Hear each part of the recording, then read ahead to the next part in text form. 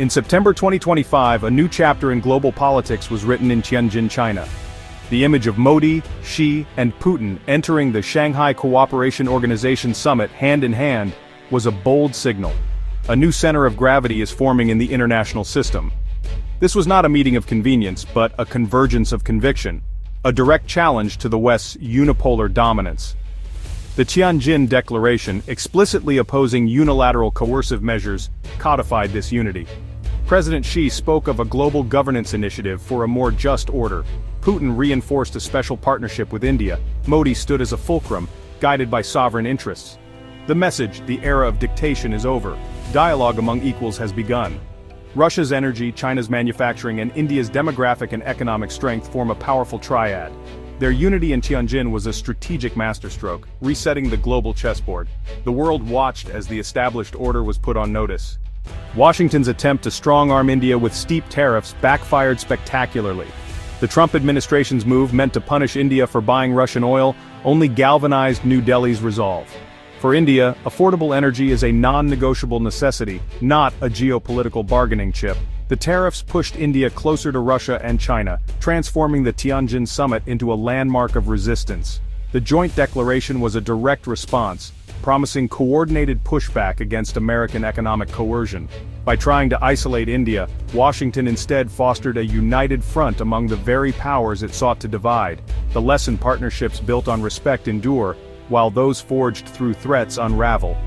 India has emerged as a star power, shaping global narratives through economic dynamism and diplomatic confidence. No longer content with non-alignment, India now practices multi-alignment, engaging with all, dictated by its own interests.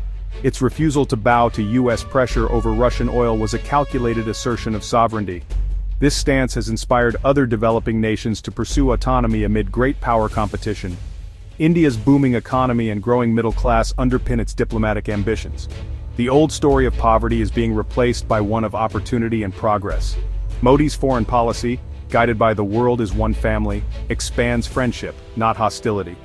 India is a member of the Quad and a leader in SCO and BRICS, balancing relationships with competing blocs.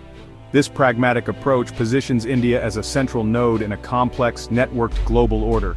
India is not a follower but a leading voice in the 21st century.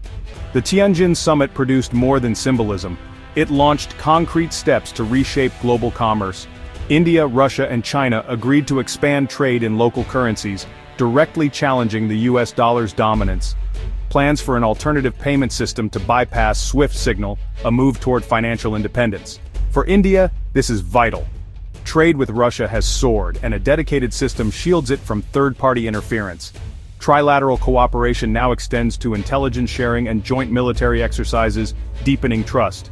Russia's commitment to supply discounted energy cements its role as a reliable partner for India and China. Modi and Putin's personal rapport underpins these strategic agreements. This blend of trust and action gives the new axis real substance. Modi's foreign policy is a masterclass in strategic autonomy, evolving from non-alignment to confident multi-alignment.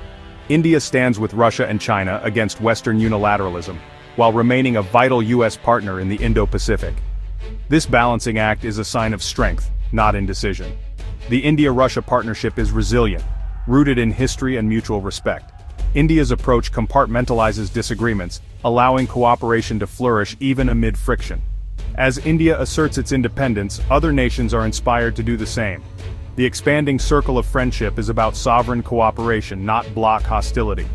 The India-China relationship is a study in pragmatic diplomacy. Despite border tensions, Modi and Xi chose partnership over rivalry, focusing on development for nearly 3 billion people. Both sides agree. Not all disputes can be solved immediately, but cooperation must continue. Economic ties have flourished, with trade exceeding $100 billion annually. The strategy: manage conflict, maximize cooperation. Ports are busy, boardrooms active, even as borders remain tense. The handshake in Tianjin affirmed that shared prosperity outweighs division. India's response to US pressure is confident and clear-eyed, not reflexively anti-American. American double standards, criticizing India's Russia ties while courting North Korea, have not gone unnoticed. Indian analysts reject lectures from abroad, insisting on realism and national interest. The expectation that Indian-origin CEOs will advocate for India is dismissed. India's strength lies in its own power and diplomacy. The critique is sophisticated. India sees through American rhetoric to the vulnerabilities beneath. The message, India's foreign policy is guided by its own interests, not external validation.